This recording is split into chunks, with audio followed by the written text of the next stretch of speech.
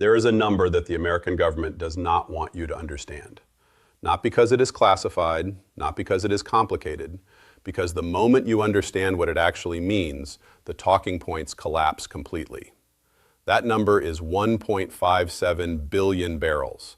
That is the total amount of crude oil and petroleum products sitting in United States storage as of the most recent EIA reporting period, the lowest combined inventory level recorded since 2004. 2 decades of buffer, gone. And the Strategic Petroleum Reserve that was supposed to backstop an emergency, as of this spring it held roughly 409 million barrels, down from a peak of 726 million barrels in 2010, and still well below what it was when Trump took office the first time. On the surface, this looks like a routine inventory story, a supply chain hiccup, a number that market analysts watch and consumers never see. But underneath that number is the entire architecture of a crisis that nobody in Washington is describing the way it deserves to be described. Because this is not a gasoline price story. This is a strategic vulnerability story. And you are about to see exactly why the difference matters, especially for every Canadian watching what happens next. If you are not subscribed yet, do it right now and turn on notifications, because what I'm about to show you restructures everything you think you know about American energy independence. The phrase "drill, baby, drill" is about to sound very different after the next 8 minutes. Here is what mainstream coverage gave you. The U.S.-Israel military operation against Iran began on February 28, 2026. Within days, Iranian forces declared the Strait of Hormuz closed and began attacking ships attempting to transit. Brent crude surged past $120 a barrel. Gas prices in the United States climbed 43% above pre-war levels. Treasury Secretary Scott Bessent went before Congress, called the inflation a short-term blip, and said the economic data was, quote, very strong, except for inflation. Senator Maggie Hassan pushed back, saying her state's average household had paid $3,000 more for basic goods and services since Trump took office. The coverage moved on. The headline was, "Gas prices are high because of the Iran war." And that is where the story ended for most people. But here is what most coverage missed entirely. The Strait of Hormuz crisis did not create a fragile system. It revealed one that was already fragile. The inventory drain that EIA data now shows was not caused entirely by the conflict.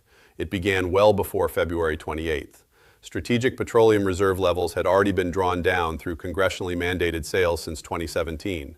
132 million barrels sold off to fund federal spending, roughly 18% of what had been in the reserve. And then came the conflict, which removed 14 million barrels per day from global supply, roughly 14% of projected 2026 world output, almost overnight. That is the official version. Here is what was actually happening underneath that story. Scott Bessent is not a peripheral figure in this story. He is central to understanding why the gap between what the government says and what the data shows has become so wide. Bessent is a Yale-educated economist. He ran macro strategy at Soros Fund Management for 17 years before founding his own hedge fund, Key Square Group. He built a career reading economic signals that others missed. He testified in his own written communications to investors in 2024, before becoming Treasury Secretary, that tariffs are inflationary. Under oath, he initially denied writing that. That matters here because Bessent has now used the phrase short-term blip in public across multiple weeks. On May 14th, he told CNBC that nothing is more transient than a supply shock. On May 20th, he called elevated bond yields and inflation transient. On June 3rd, before the Senate Finance Committee, he stated, "Except for inflation, which I believe is going to be a short-term blip, the economic data is very strong." That phrase has a history. Janet Yellen used the word transitory to describe pandemic-era inflation in 2021. She later admitted it was wrong. Inflation peaked above 9% in 2022. Bessent knows this history. He is a sophisticated economist, which raises an uncomfortable question. Is he wrong about the blip, or does he understand exactly what is happening and has made a calculation that managing the message is more important than managing the problem? The Joint Economic Committee's Democratic minority ran the numbers. As of early June 2026, Americans have paid a total of $43 billion more for gas since the start of the Iran war. The national average gas price hit $4.26 per gallon, 43% higher than pre-war.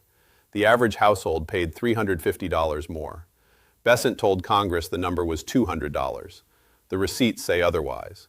To understand why this crisis is structurally different from every oil shock Americans have absorbed in the last 20 years, you have to go back to a decision that was made not in 2026, not in 2025, but across a decade of energy policy built on a specific and now dangerously flawed assumption. The assumption was this: if the United States becomes the world's largest oil producer, it becomes insulated from global price shocks. In 2018, that assumption seemed bulletproof. The U.S. became the world's top crude oil producer and has maintained that position ever since. The fracking revolution transformed Permian Basin output. The political logic was simple: produce enough and you control your destiny. Here is where that logic breaks down. Being the world's largest oil producer does not mean you consume only your own oil. The United States exports millions of barrels per day because Chevron, ExxonMobil, and every other producer sells into the global market at the global price. At the same time, the U.S. imports millions of barrels per day of the specific crude grades that American refineries are configured to process. The infrastructure was built for a different era. You cannot simply flip a switch and redirect the system. Energy Secretary Chris Wright went on Fox News on March 12th and said, "The United States, we produce more oil than we can consume. We're a net oil exporter." PolitiFact rated that statement half true. In the narrower and more important measure, crude oil alone, which is the primary driver of gasoline prices, the United States is still a net importer. And because the U.S. participates in the global trading system, domestic production levels have a limited ability to protect American consumers from a price shock triggered 8,000 miles away in the Strait of Hormuz. That is where the drill baby drill promise dissolves on contact with reality. Now add this: the Strait of Hormuz closure removed 14 million barrels per day from global supply. That is not a number you can domestic production your way out of. Saudi Arabia and the UAE, the two countries that hold the world's meaningful spare capacity, are the same countries absorbing Iranian missile strikes. Their ability to compensate is compromised at the exact moment it is most needed. The IEA called this the largest supply disruption in the history of the global oil market. And that is where this story becomes much bigger than most people realize.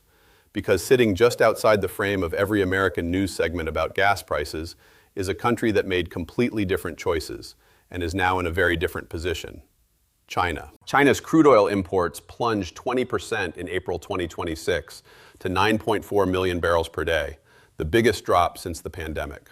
Preliminary data for May suggested a steeper fall towards 7 million barrels per day. Why? Because Beijing spent years, systematically, patiently, through the 2015 to 16 price collapse, through COVID-era demand destruction, through every window where oil was cheap, building a strategic petroleum reserve that analysts now estimate at between 1.2 and 1.47 billion barrels. That is 110 to 180 days of net import cover. The IEA's safety standard is 90 days. China also overland-proofed itself. By 2025, 38% of China's oil transportation was overland, through pipelines in the northeast, northwest, and southwest, entirely bypassing the Strait of Hormuz. PetroChina's chairman stated publicly in 2026 that only about 10% of the company's total import volume moves through the strait. When the strait closed, China's domestic oil price volatility was 1/5 of the international markets.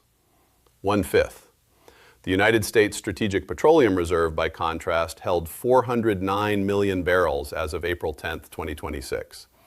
At 2023 daily U.S. consumption levels of 20.275 million barrels per day, that represents roughly 19 days of supply. At import levels, it stretches further, but the withdrawal rate from the SPR is capped at 4.4 million barrels per day by infrastructure constraints. You cannot physically pull emergency oil out fast enough to buffer a sustained crisis at that cap. Wait, because what happened next made everything else look different. When analysts first asked why oil prices had not reached worst-case scenario levels despite 14 million barrels per day being removed from the market, the answer that emerged was China. China's import pullback was absorbing a significant portion of the global shock. Less Chinese demand for seaborne crude meant fewer buyers competing for the same barrels, creating a temporary ceiling on prices that should have been much higher. But analysts at Capital Economics and others noted a critical constraint. China is burning down commercial inventories, not indefinitely sustainable. The options going forward are increase imports, cut refinery runs sharply, or tap the SPR. Each path has limits. Now here is the strategic dimension that almost nobody is connecting. China's import pullback is not random. It is not panic, and it is not altruism toward Japan and South Korea. It is a display of optionality, of what a country looks like when it has spent years preparing for exactly this kind of disruption. While the United States was selling off Strategic Petroleum Reserve barrels to fund federal spending, 132 million barrels sold since 2017, at an average acquisition cost of about $29.70 per barrel, now replaced at $96 per barrel or more, China was doing the opposite. Beijing was buying low, storing systematically, building pipelines, diversifying import sources across 49 countries with no single source exceeding 20% of supply. The contrast with the United States approach is not subtle. It is structural. One government treated energy security as a long-term strategic asset.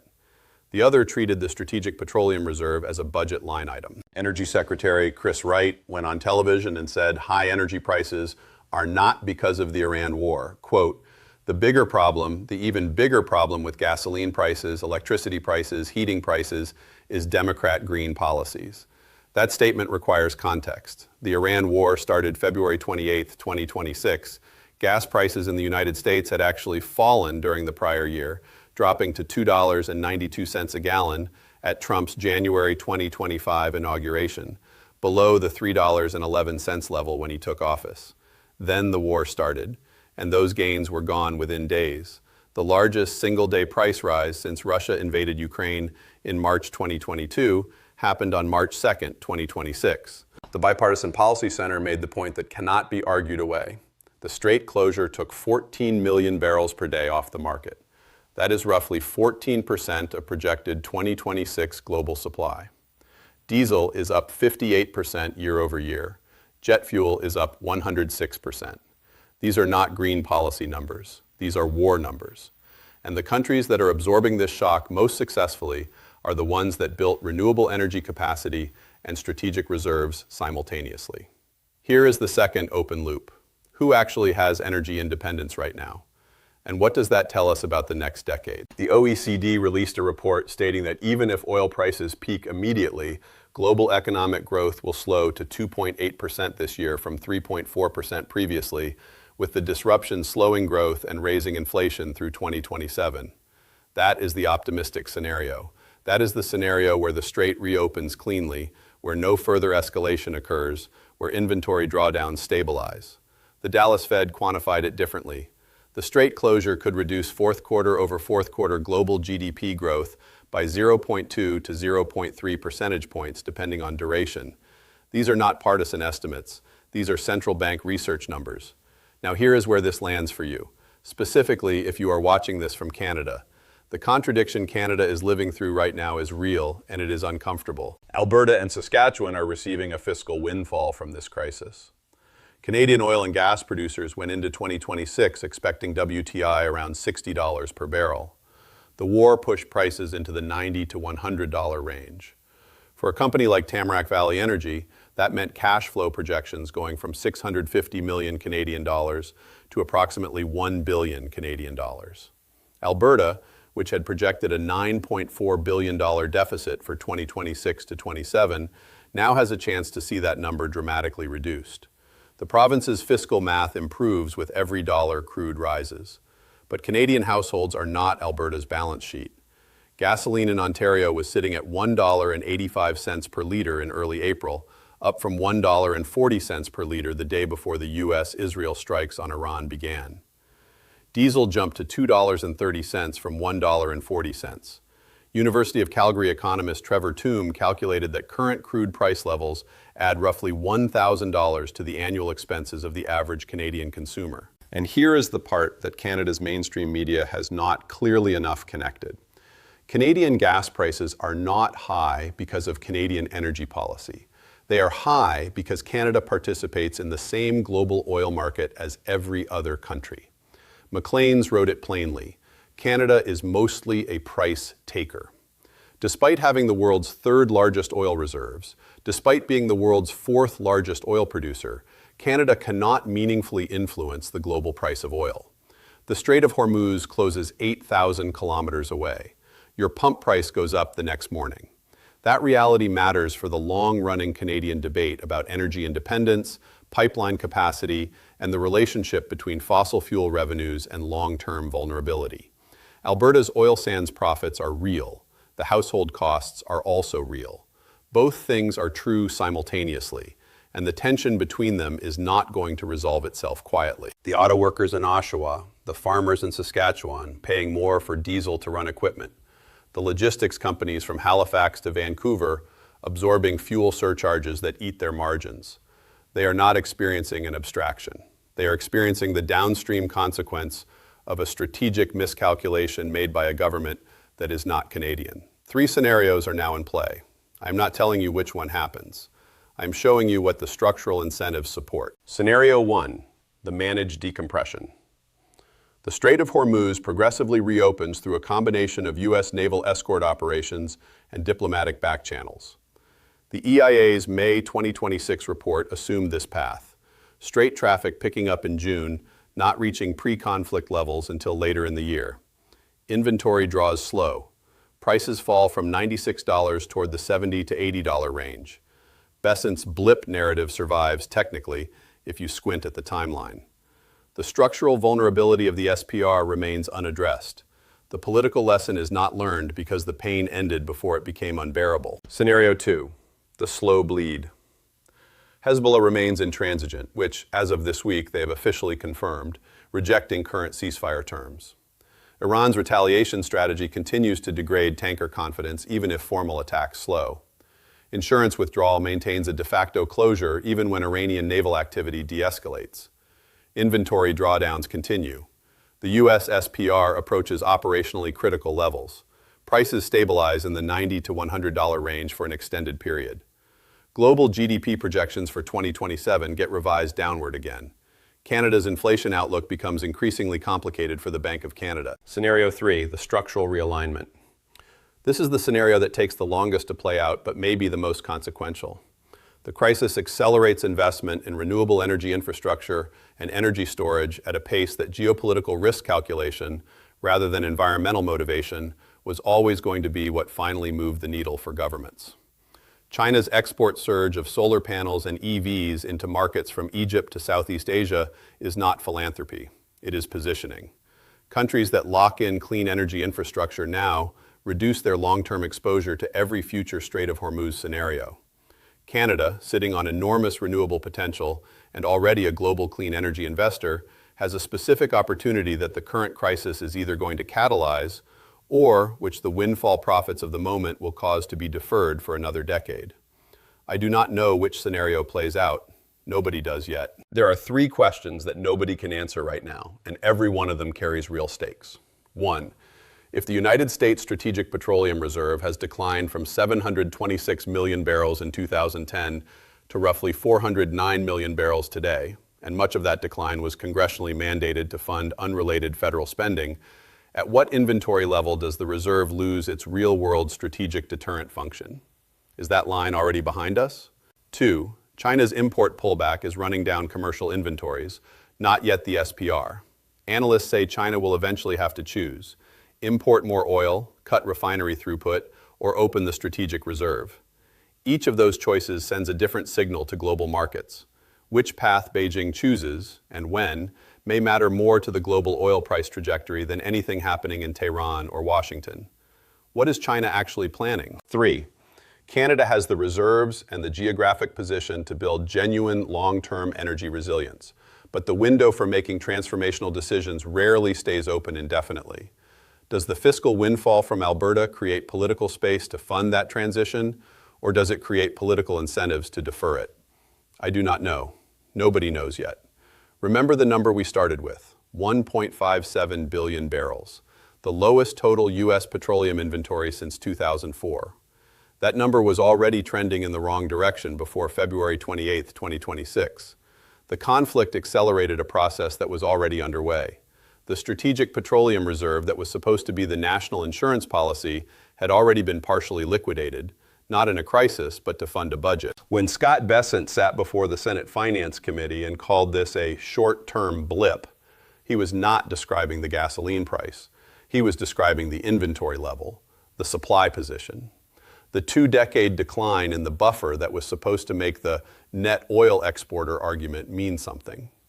A country that is truly energy independent does not watch its total petroleum stocks fall to a 22-year low because of events on the other side of the planet.